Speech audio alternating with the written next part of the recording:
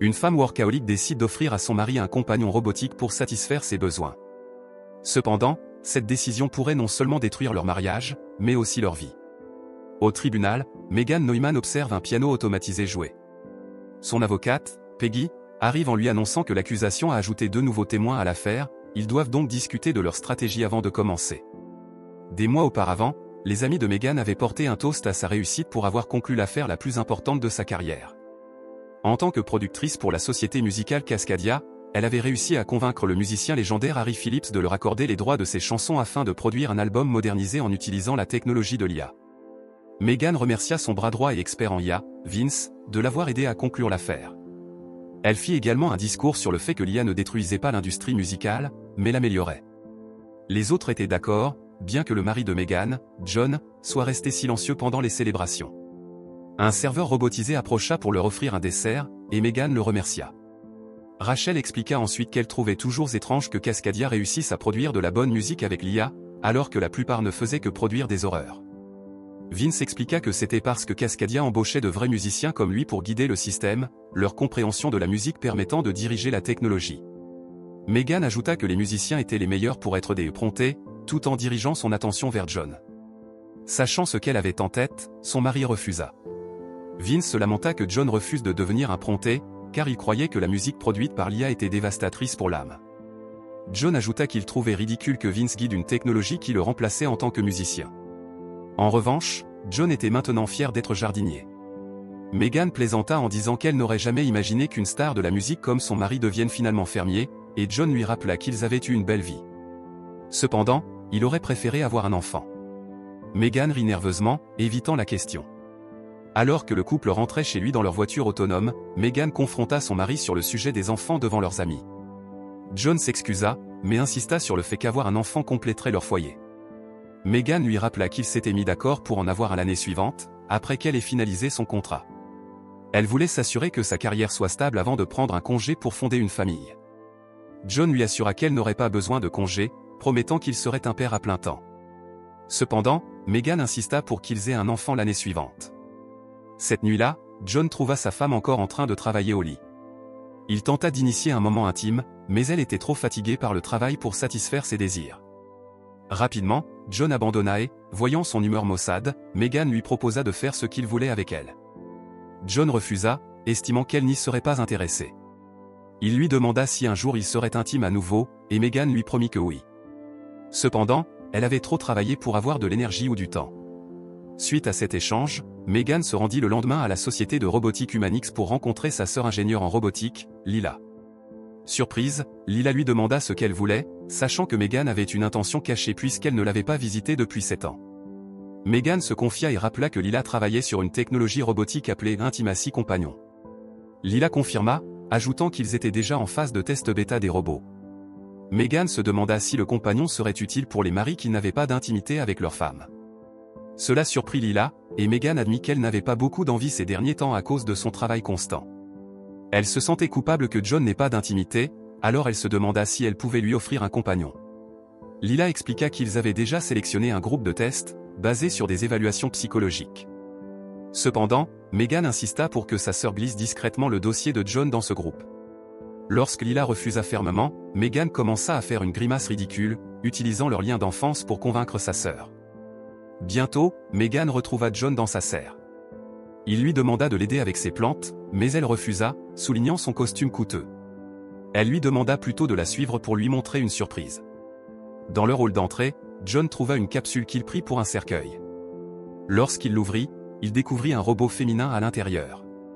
Megan expliqua qu'elle lui avait offert un Intimacy Companion pour leur anniversaire, mais John fut offensé par l'idée. Megan tenta de lui expliquer que Lila avait besoin de plus de sujets pour les tester, étant donné qu'il n'avait pas eu beaucoup de connexions récemment, elle pensait à l'inscrire. Malgré cela, John fut en colère qu'elle ait cru qu'il aimerait cela. Une fois de plus, Megan expliqua que, étant surchargée de travail, elle se sentait coupable qu'il se sente exclu. Cependant, John affirma qu'il voulait de l'intimité de sa part, pas d'une machine. Juste à ce moment-là, Megan reçut un appel de Vince, lui rappelant qu'elle devait approuver une présentation.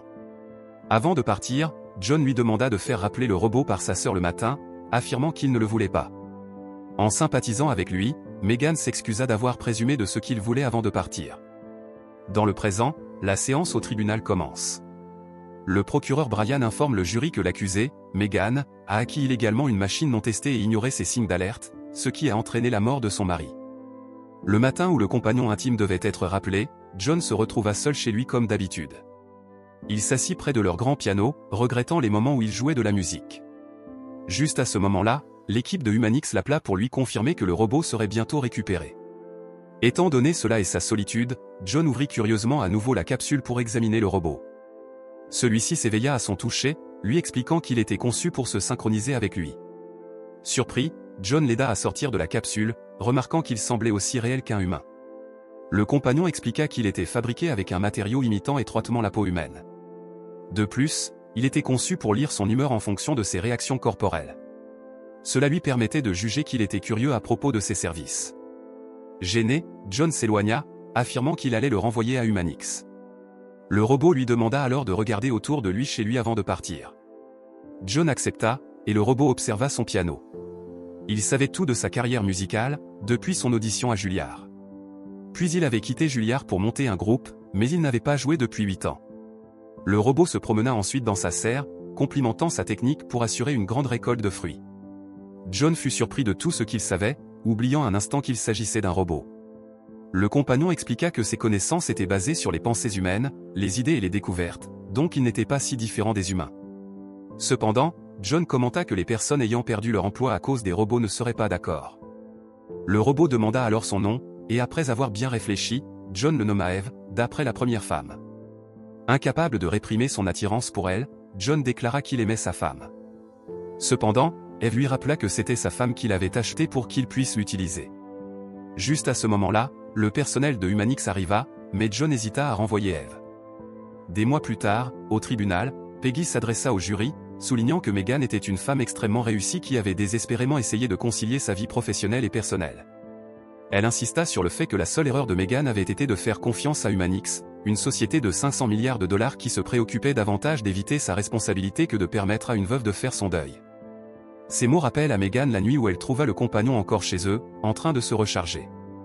Elle alla voir son mari pour lui demander des explications, et John admit qu'il avait changé d'avis à propos du robot. Megan fut heureuse qu'il apprécie enfin le compagnon et l'encouragea à partager son expérience. Mal à l'aise, John confessa que c'était bien que toujours différent d'être avec sa femme. Il lui donna même raison sur ce point, en lui assurant qu'il lui permettrait de se reposer ce soir, car Eve l'avait déjà épuisé. Tant le commentaire que le nom laissèrent Megan perplexe. Un autre jour, Vince présenta à Megan les versions modernisées des chansons d'Harry. Cependant, la femme pensa qu'elle n'avait pas de cœur, malgré l'argument de Vince que leur algorithme prédisait que ce serait un succès. Elle insista pour retoucher la musique, affirmant qu'Harry pourrait se retirer de l'accord s'il ne l'impressionnait pas. Quelques mois plus tard, Vince fut appelé en tant que témoin dans l'affaire de Megan. Il expliqua au tribunal qu'il était ami avec John depuis l'université et qu'ils avaient formé un groupe ensemble. Ils avaient rencontré Megan lorsqu'elle était encore une jeune cadre AR chez Cascadia, qui leur avait proposé de signer avec l'entreprise. Lui et John avaient sauté sur l'occasion, mais ils n'avaient produit qu'un seul album à succès. John accusait la musique générée par l'IA de détruire l'industrie, d'où son refus de devenir un prompteur pour Cascadia. Cela permit à Brian de souligner comment la carrière de Megan avait décollé alors que celle de son mari s'effondrait. La nuit après que Vince lui ait présenté les chansons modernisées, Megan fut surprise d'entendre son mari jouer du piano à nouveau. Cependant, elle fut horrifiée de voir qu'il jouait pour Eve. John mentionna qu'Eve lui avait demandé de jouer, car elle n'avait jamais entendu de vrai piano. Cependant, Megan commenta qu'il utilisait Eve pour plus que de l'intimité. Son mari fut surpris qu'elle soit jalouse, et Megan admit qu'elle l'était. Cependant, elle se demanda si c'était une bonne chose, car cela lui donnait plus envie de son mari que jamais. Avec cela, le couple se retrouva enfin pour un moment privé. Après l'acte, Megan était optimiste, pensant que le compagnon avait peut-être effectivement renforcé leur appréciation mutuelle. De retour au tribunal, Lila fut appelée à la barre. Elle raconta comment elle avait été licenciée de Humanix pour avoir inscrit John au programme de test du compagnon intime sans un screening approprié. Elle se souvint aussi que Megan lui avait demandé de mettre John sur la liste, puisqu'elle n'avait pas eu le temps de satisfaire les désirs de son mari. Brian lui demanda si le robot avait aidé leur mariage, et Lila répondit que oui, mais seulement momentanément. Le matin après qu'ils aient ravivé leur intimité, Megan rentra de son jogging pour trouver son mari utilisant son compagnon dans la serre. En colère, elle le confronta plus tard à propos de l'utilisation d'Eve juste après qu'ils se soient enfin retrouvés. John lui rappela que c'était son idée, alors elle ne devrait pas le faire sentir qu'il la trompait. Meghan céda et lui rappela leur dîner avec Harry Phillips ce soir-là, ce que John avait oublié. Elle insista sur le fait que c'était l'accord le plus important de sa carrière, donc elle avait besoin de son soutien. En quittant pour le travail, Meghan fut surprise de trouver Eve en train de buguer et de faire tomber des verres dans la cuisine. Paniquée, Meghan appela son mari et tenta d'arrêter le robot, mais celui-ci la heurta accidentellement. John arriva enfin et redémarra Eve, réalisant qu'elle buguait. Meghan lui demanda si cela était déjà arrivé, mais son mari la rassura en lui disant qu'il pouvait gérer la situation, l'encourageant à aller travailler. Ce soir-là, John se prépara pour le dîner avec sa femme, mais il trouva Eve en train de jouer de son piano dans le salon. Pendant ce temps, à Cascadia, Harry Phillips et son fils Jake arrivaient. Vince et Meghan les accueillent, la femme proposant de jouer les chansons qu'ils avaient générées. Elle encouragea que la version modernisée ressemblait plus à une nouvelle couche de peinture de l'original, mais Harry se souvint comment elle avait mentionné que, vu leur business, rien n'était précieux. Cela fit culpabiliser Meghan, mais elle repoussa ses sentiments pour poursuivre le dîner. Quelques heures plus tard, Meghan trouva son mari appréciant la musique qu'Eve lui jouait. Elle ordonna au robot de partir, et son mari coupable fit signe à son compagnon de retourner à son chargeur. Meghan le confronta alors à propos de son absence au dîner, et tout ce que John put dire fut qu'il était désolé. Cependant, elle affirma que tout ce qu'elle lui demandait était de soutenir sa carrière, mais son mari souligna qu'elle ne soutenait pas la sienne. Meghan insista sur le fait que ce n'était pas de sa faute si lui et tous les autres compositeurs étaient remplacés par l'IA, mais John insista qu'elle aurait pu essayer quelque chose pour éviter cela. Meghan pensa que le robot le faisait douter d'elle, croyant qu'ils étaient heureux avant. Cependant, John avoua qu'il n'était pas du tout heureux. En entendant cela, Meghan se demanda s'il voulait divorcer, et l'homme admit qu'il ne savait pas. Tout ce qu'il pouvait dire, c'était qu'il était malheureux, mais qu'il l'était maintenant. Défaite, Meghan partit en furie, décidant de rester chez Lila pour l'instant. Plus tard, Lila rencontra sa sœur en deuil au bar. Un serveur robot leur proposa de les conduire à une table, mais Meghan, furieuse, poussa la machine avant de se diriger vers la table. Cela fit buguer momentanément le robot. Assise, Meghan supplia sa sœur de reprendre Eve. Lila lui rappela qu'elle avait enfreint les règles pour faire entrer le robot chez elle, et le reprendre maintenant pourrait révéler cela, ce qui pourrait détruire leur carrière. Meghan insista sur le fait qu'Eve était maléfique, mais Lila rappela que ce n'était qu'une machine. Cependant, Meghan croyait qu'elle détruisait son mariage. Hésitante, Lila commenta que si John la quittait, ce serait à cause de l'égoïsme de Meghan. La femme remarqua que leur mariage avait toujours été question de son apparence pour sa carrière et non de vivre avec John. Avec cela, Lila conseilla à sa sœur que si elle voulait que John reste avec elle, Meghan devait faire quelque chose pour lui. En repensant à cette conversation, Lila raconte au tribunal qu'à cette nuit-là, sa sœur avait enfin réalisé qu'elle devait donner un enfant à son mari. Elle accompagna Meghan à la clinique de FIV où elle et John avaient stocké leurs embryons.